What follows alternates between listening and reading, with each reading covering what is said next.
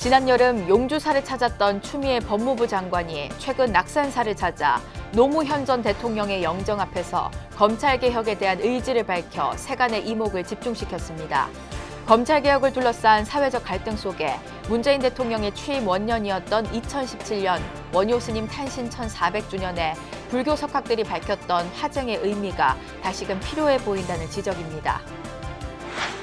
코로나19 확산을 막기 위한 연말연시 특별 방역기간이 시작된 가운데 대학별 전형이 본격화됐습니다. 교육당국은 수능을 통한 감염 여부를 모니터링하면서 감염 차단을 위해 많은 수험생들이 몰릴 대학별 전형 방역에 집중하고 있습니다. 코로나19로 모두가 힘들어하는 요즘 문화예술을 통해 시민들과 소통하고 치유와 위로의 메시지를 전하는 자리가 마련됐습니다. 경기도 안산불교계가 유네스코 세계문화유산 영산제를 시연하고 불자들을 위한 토크 콘서트를 열어 코로나19 극복을 바라는 모두의 마음을 한데 모았습니다. 정부가 지리산에 산악열차와 숙박시설 등을 건설하는 하동 알프스 프로젝트를 추진하면서 논란이 일고 있습니다. 자연과 인간의 상생, 화합의 가치를 담은 대안이 필요하다는 목소리가 나오고 있습니다. 코로나19 사태가 길어지면서 복지와 의료 등의 사각지대에 놓인 취약계층과 저소득 가정들의 고통이 커지고 있습니다. 불교계가 국내외 저소득 가정 아이들에게 꿈과 용기를 불어넣어주기 위해 팔을 걷어붙이고 나섰습니다.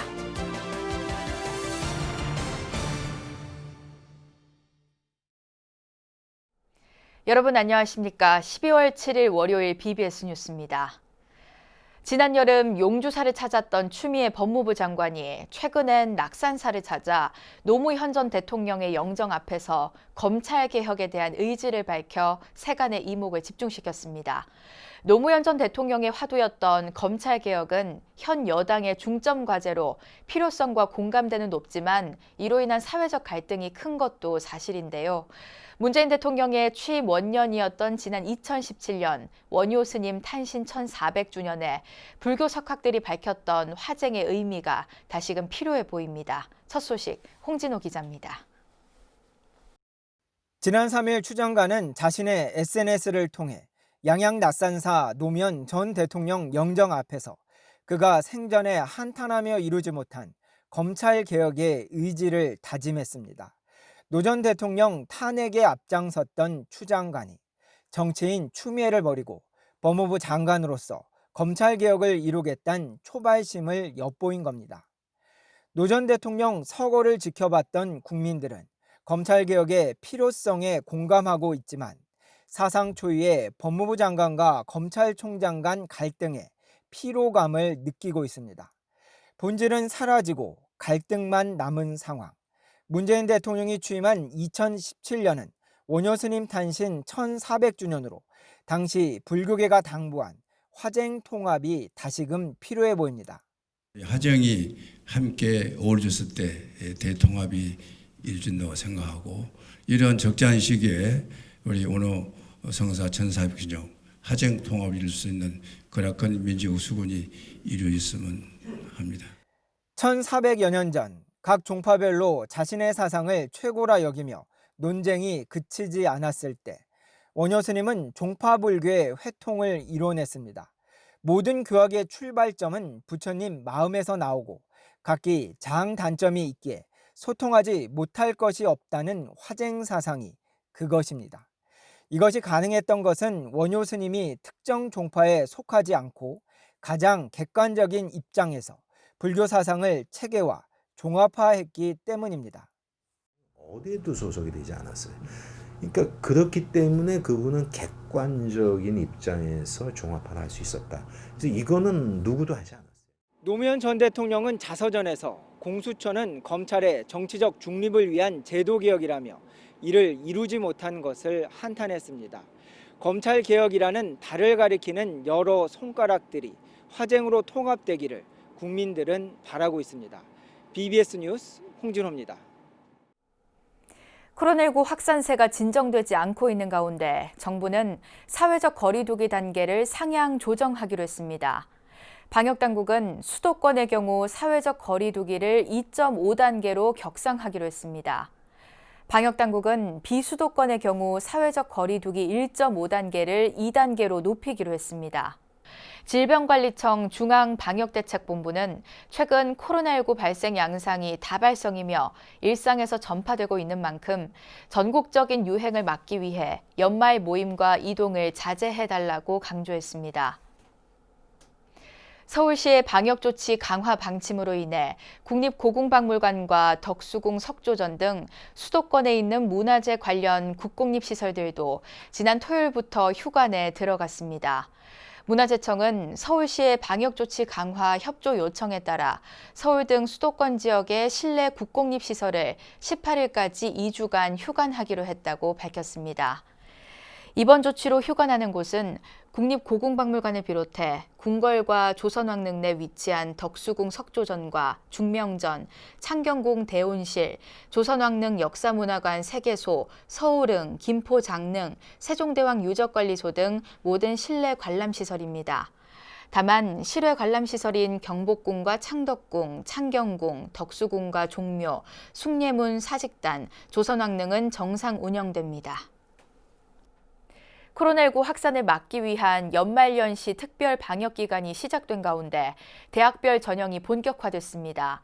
교육당국은 수능을 통한 감염 여부를 모니터링하면서 감염 차단을 위해 많은 수험생이 몰릴 대학별 전형 방역에 집중하고 있습니다. 박성용 기자가 보도합니다. 코로나19로 2주 연기돼 시행된 수능에 이어 곧바로 대학별 전형이 숨가쁘게 진행되고 있습니다. 수능이 끝난 다음 날인 4일부터 지난 주말과 휴일까지 동국대와 숭실대, 고려대 등이 논술 등을 치렀고 이번 주도 연세대 등이 잇따라 일정을 앞두고 있습니다. 수능과는 달리 확진 수험생의 응시는 제한되지만 이번 대학별 전형에는 자가격리 수험생을 포함해 연인원 60만 명이 몰릴 것으로 전망됩니다. 다음 주 주말과 휴일까지 수도권 대학에만 40만 명이 예상됩니다. 12월 4일 현재 대학별 전형은 28%에 해당하는 60만 3천 건의 대면 평가가 남아 있으며 오늘부터 12월 13일까지 2주 동안 주말을 중심으로 평가 일정이 집중이 되어 있습니다. 수험생이 여러 대학을 돌아다닐 수밖에 없는 전형 특성상 교육부와 각 대학들은 비상입니다. 대학들은 출입 인원 제한이나 대학 구성원에 대한 감염 차단 노력을 평소보다 강도를 높였습니다. 특히 자가격리 수험생을 위해 전국 8개 권역별 대학에 348개, 수도권에만 113개 시험실을 별도로 운영하고 있습니다. 시험 당일 의심 증상이 있는 수험생을 위해서도 대학 내에 별도 시험실을 만들었습니다. 교육부는 12월 1일부터 22일까지를 대학별 집중 관리 기간으로 운영하며 해당 기간 동안 지자체, 대학, 보건소는 한라인 정보 체계를 만들어 유기적으로 협조 대응합니다. 교육부는 또 수능을 통한 감염 차단을 위해 오는 17일까지 집중 모니터 중입니다. 코로나19의 확산 추세가 갈수록 엄중해지는 상황에서 올해 대입 전형은 내년 2월 초 정시 등록까지 계속될 예정이어서 어느 때보다 방역 수칙 준수가 중요해지고 있습니다. BBS 뉴스 박성영입니다. 코로나19로 모두가 힘들어하는 요즘 문화예술을 통해 시민들과 소통하고 치유와 위로의 메시지를 전하는 자리가 마련됐습니다. 경기도 안산불교계가 유네스코 세계문화유산 영산제를 시연하고 불자들을 위한 토크 콘서트를 열어 코로나19 극복을 바라는 모두의 마음을 한데 모았습니다. 최선우 기자가 취재했습니다. 경기도 안산문화예술의 전당 달맞이 극장 공연장. 무대 준비는 한창이지만 객석은 썰렁합니다.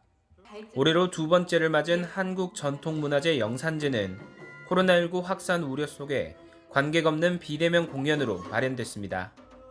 안산불교연합회장 정진 스님이 전통 불교의식 영산제의 의미를 소개하는 영상 인사와 함께 행사는 본격적인 막을 올렸습니다. 예로부터 영산제는 부처님의 영산회상을 모티브로 하여 국가의 어려움이나 큰 행사가 있을 때 시행되었습니다. 지금 세상은 코로나19로 인하여 많은 고통을 겪고 있습니다. 저희 영산제 시연이 모든 분들에게 위로가 되기를 바랍니다. 곧이어 불교음악과 무용, 전통 의상에 결합된 불교 종합 예술의 진수이자 유네스코 세계 무형문화유산에 빛나는 영산제가 펼쳐졌습니다. 구슬픈 범패 소리와 함께 애절한 나비춤과 바라춤이 무대를 가득 채웠습니다. 영산제 시연 외에도 한국의 전통음악과 군무를 현대적 감각으로 재해석한 다채로운 공연들도 안방의 시청자들을 찾았습니다.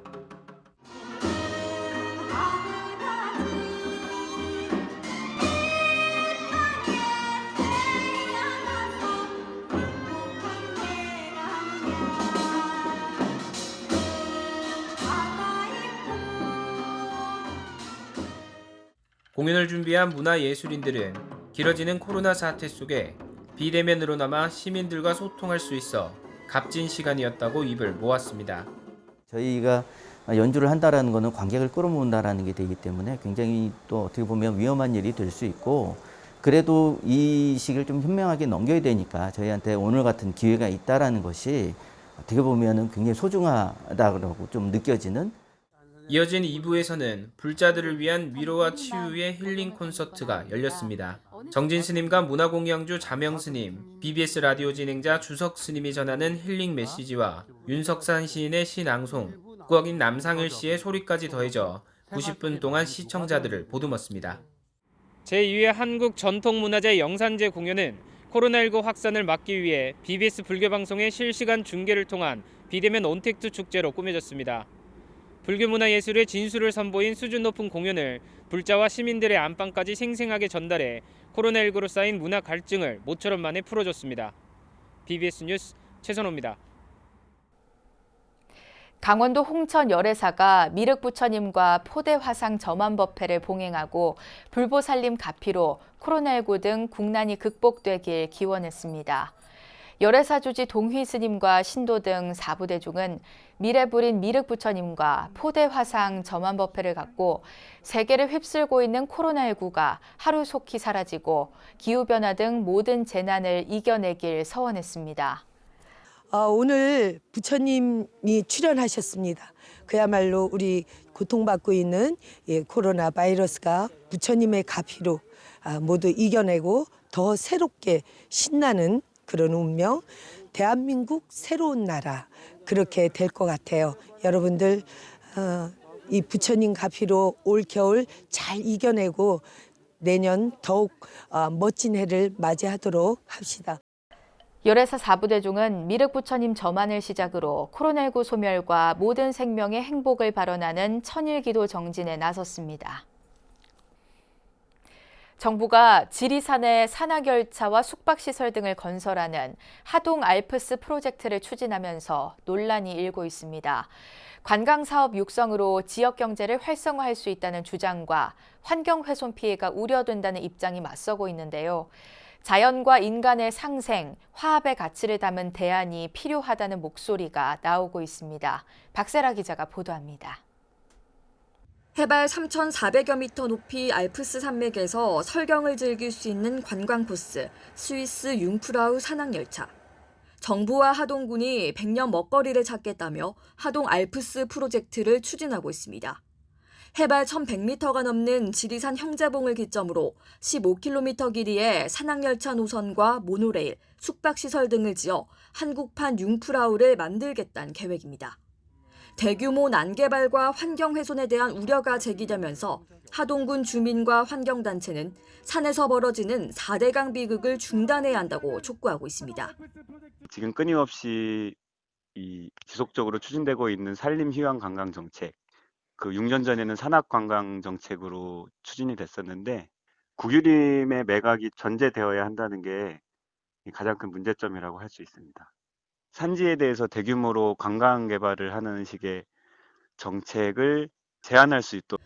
반면 관광객 유치와 일자리 창출 등 지역 경제를 활성화할 수 있다며 프로젝트에 공감하는 여론도 고개를 들고 있습니다. 이처럼 찬반이 맞서자 기획재정부는 갈등을 중재하겠다며 지리산 산악열차 건설 사업을 사회적 타협 기구인 한걸음 모델로 선정했습니다. 그러나 대타협은 멀어지고 지역사회의 갈등과 분열만 커지고 있다는 지적이 제기되고 있습니다. 이 때문에 상생과 화합의 가치를 바탕으로 대안을 마련해야 한다는 주장이 힘을 얻고 있습니다. 지리산을 훼손하는 개발이 아니라 생태 가치를 보존할 수 있는 지속 가능한 개발 아이디어를 모아야 한다는 겁니다. 정치권에서는 환경 보전으로 지자체의 개발권이 제한되는 만큼 지원과 보상책도 필요하다고 지적합니다. 국립공원이라는 이런 생태적 가치, 이런 생물 자원들을 보호하는 과정에서 지자체가 일정 정도 그 개발이나 아니면 재산권 침해를 받고 있을 수 있으니까 이런 서비스를 이용하는 사람들이 비용을 내서 이런 지자체를 적극적으로 지원해주는 그런 법제도적인 개선을 마련해야 될 것 같습니다. 하동 알프스 프로젝트 백지화를 요구하는 종교 시민단체와 정치권의 목소리가 잇따르는 가운데 자연 생태계와 인간의 공존, 상생의 가치를 되짚어봐야 할 필요성이 제기되고 있습니다. 국회에서 BBS 뉴스 박세라입니다. 본격적인 겨울을 앞두고 천년고찰 지리산 화엄사가 월동채비에 들어갔습니다. 화엄사는 경내 공양간에서 교구장 덕문 스님을 비롯해 대중 스님과 신도 등 40여 명이 동참한 가운데 김장 울력을 진행했습니다. 대중들은 절인 배추에 인공 조미료 대신 표고버섯과 다시마, 양배추 등 천연 조미료로 만든 양념을 버무리며 김치 천여 포기를 담갔습니다. 올해 김장울력에는 화엄사 템플스테이에 참가하기 위해 사찰을 찾은 삼성 라이온즈 구자욱과 백정현 선수 등이 동참해 눈길을 끌었습니다. 사찰을 찾는 시민과 불자들에게 친절한 서비스를 제공하고 사찰에 대한 호감을 높이기 위한 친절 마인드 교육이 실시됐습니다.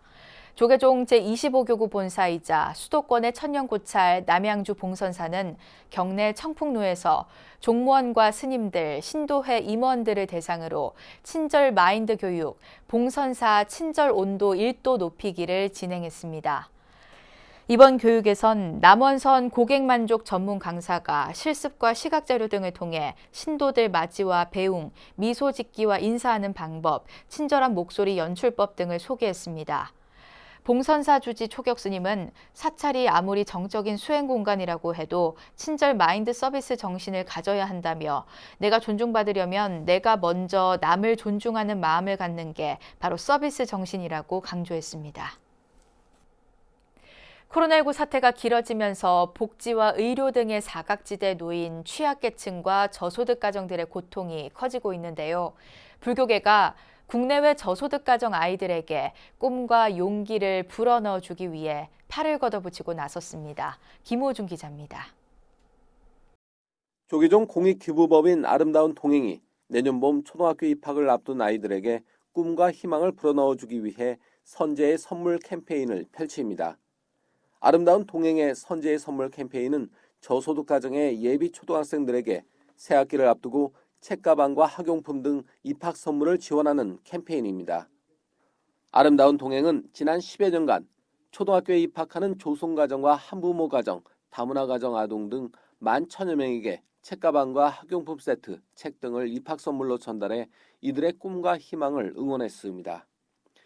아름다운 동행은 이번 캠페인을 위해 저소득 가정의 예비 초등학생들을 위한 책가방 보내기 사업 동참자들을 찾습니다. 이를 위해 KB 국민카드와 후원자들의 정성을 모아 내년 2월 1,500여 명의 예비 초등학생들에게 입학 선물을 전달하기로 하고 오는 23일까지 지원 신청 접수를 받습니다. 아름다운 동행의 책가방 보내기 사업에 동참하려면 저소득 가정의 아동이 소속된 복지기관이나 주민센터, 아동지원 사업단체의 추천을 받아 아름다운 동행 홈페이지를 통해 신청하면 됩니다. 이제 초등학교 입학한 학생들이 나름대로 이제 그 삶의 무게 때문에 그 초등학교부터 이제 격차가 나는 상황들이 많이 있습니다. 그래서 그 격차를 나름대로 좀 줄여보자는 측면에서 불교계 국제개발협력단체 로터스월드는 캄보디아 시엠립 지역 바이덤 초등학교에 교실 신축을 지원하는 등 교육 환경 개선에 발벗고 나섰습니다. 로터스월드는 교실 부족 등으로 어려움을 겪고 있던 캄보디아 바이덤 초등학교 교실 3칸을 신축 지원했다고 밝혔습니다. 바이덤 초등학교는 낡고 비좁은 교실 3칸만으로 재학생 80명을 교육해야 하는 등 열악한 여건 때문에 2부제 수업이나 야외 수업을 진행해왔고 기존 교실들도 오래된 나무 기둥과 슬레이트 지붕으로 만들어져 한여름이나 우기에는 수업이 사실상 불가능한 상황이었습니다. 로터스월드는 지난 1월 학교 실사를 통해 교실 신축을 지원하기로 결정했고 신축 기금은 성정 스님과 선일 스님, 진일 스님 등 한국 스님들의 정성으로 마련됐습니다. 지역조사를 통해서 이 학교를 대상 학교로 선정을 하고 후원자들을 모집을 진행을 했고요. 몇몇 스님들께서 이 학교에 좀 지원을 했으면 좋겠다라는 그런 발심을 내주셔서 제가 이 학교에 대해서 지원을 하게 되었습니다. 로터스월드는 바이덤 초등학교에 요청이 있을 경우 교실 추가 신축과 낡은 화장실 개보수 신축 공사도 함께 진행할 계획입니다. BBS 뉴스 김호준입니다. 이어서 꼭 짚어봐야 할 공감 뉴스들을 모아봤습니다. 오늘의 알찬 뉴스입니다. 매년 12월 31일 밤부터 이듬해 1월 1일 새벽까지 열리던 서울 광화문의 보신각 제야의 종 타종 행사가 올겨울에는 열리지 않는다고 서울시 관계자가 밝혔습니다. 제야의 종 타종 행사가 열리지 않는 건 1953년 시작된 이후 67년 만에 처음입니다. 여성가족부는 오늘 10일부터 12일까지 제16회 대한민국 청소년 박람회를 온오프라인으로 개최한다고 밝혔습니다. 새로운 100년, 이제는 청소년이다를 주제로 열리는 이번 행사에는 국내외 다양한 유명인과 전문가가 강사로 참여하고 청소년들이 집에서 즐길 수 있는 다양한 체험 프로그램도 마련됩니다. 문화재청은 훈맹정음 제작 보급 유물과 점자표, 해설 원고 등을 문화재로 등록했다고 밝혔습니다. 훈맹정음은 일제강점기 시각장애인을 가르친 교육자 박두성이 1926년 11월 4일 반포한 6점식 한글 점자로 당시 사회 문화 상황을 반영하고 근대 시각장애인사를 파악할 수 있는 자료로 평가받았습니다. 코로나19 사태가 우리의 일상을 크게 바꿔놓은 가운데 불교계가 복지 사각지대에 놓인 취약계층에 자비의 손길을 잇따라 전하고 있습니다. 고요하고 한적한 사찰에서 마음의 치유와 위안을 받고 다시 일어설 수 있다는 희망을 키워보는 건 어떨까요? 이상으로 12월 7일 월요일 BBS 뉴스를 마칩니다. 여러분 고맙습니다.